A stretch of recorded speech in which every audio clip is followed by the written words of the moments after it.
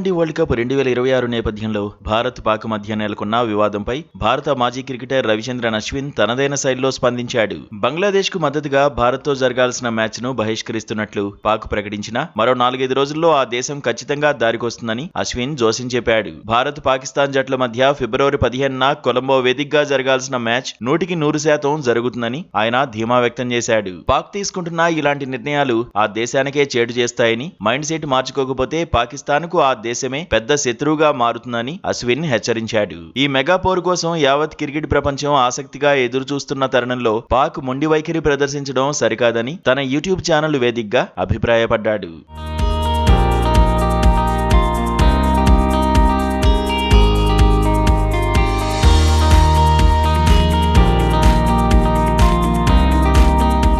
ఒకవేళ పాకిస్తాన్ కనుక భారత్తో మ్యాచ్ ఆడకుండా బహిష్కరిస్తే ఆ దేశ క్రికెట్ బోర్డు భారీ ఆర్థిక నష్టాలను చవిచూడాల్సి ఉంటుందని అశ్విన్ విశ్లేషించాడు. బ్రాడ్కాస్టర్లు, స్పాన్సర్లు పెద్ద మొత్తంలో నష్టపోతారని, ఇది అంతర్జాతీయ క్రికెట్ మండలి ఆగ్రహానికి కారణమవుతుందని పేర్కొన్నాడు. ఇతర క్రికెట్ బోర్డులు కూడా ఇబ్బంది పడతాయని, దీనివల్ల పాక్ లీగ్ ఆడే విదేశీ ఆటగాళ్లకు ఎన్ఓసీలు రావడం కష్టమవుతుందని హెచ్చరించాడు. ఇప్పటికే భారత్ పాక్ జట్లు తటస్థ వేదికలపై తలపడుతున్నాయని, అటువంటప్పుడు వేదిక అనేది సమస్యే కాదని అశ్విన్ స్పష్టం చేశాడు.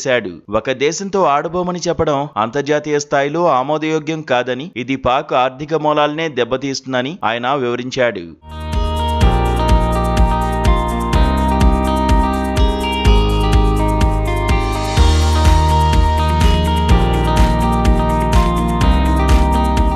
భారత్, శ్రీలంక సంయుక్తంగా ఆతిథ్యమిస్తున్న T20 వరల్డ్ కప్ 2026 ఫిబ్రవరి 7 నుంచి మార్చి 8 వరకు జరగనుంది. మొత్తం 20 దేశాలు పాల్గొంటున్న ఈ మెగా టోర్నీలో భారత్ పాక్ మ్యాచ్ హైలైట్ గా నిలుస్తుందని అందరూ భావిస్తున్నారు. ఐసీసీ సమావేశాల్లో ఈ వివాదం ప్రస్తావనకు వచ్చే అవకాశం ఉందని, చివరికి పాక్ వెనక్కి తగ్గి తీరుతుందని అశ్విన్ ధీమా వ్యక్తం చేశాడు. రాజకీయ సమీకరణాల కంటే క్రీడా స్ఫూర్తి, ఆర్థిక స్థిరత్వం ముఖ్యమని పాక్ గ్రహించాలని ఆయన సూచించాడు. ఈ హై వోల్టేజ్ మ్యాచ్ జరిగితేనే టోర్నీకి నిండుదనం వస్తుందని, అభిమానుల కోరిక మేరకు పాక్ దారికొస్తుందని అశ్విన్ వ్యాఖ్యానించాడు.